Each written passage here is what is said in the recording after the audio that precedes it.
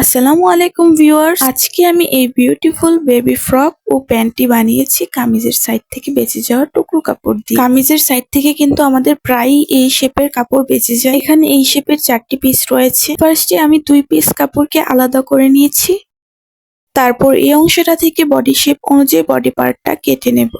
কাঁধের সেলাইটা দিয়ে নেওয়ার পর গলা ও হাতার দিকে আর্ম হোলের যে সাইডটা আছে সেখানে আমি চিকন করে বিট পাইপিং দিয়ে নিয়েছি। তারপর এই কাপড়টা সোজা করে কুচি দিয়ে সেলাই করে বডি পার্টের সাথে এভাবে সেট করে সেলাই করে নেব। তারপর সাইডের সেলাইগুলো দিয়ে নেওয়ার পর বডির এই অংশে আমি লেস লাগিয়েছি। আপনারা চাইলে এই কাজটি স্কিপ করতে পারেন। তারপর এই শেপের যে 2 পিস কাপড় বাকি ছিল সেটাকে আমি এভাবে আরেকবার ফোল্ড করে প্যান্টের শেপ দিয়ে কেটে নেব।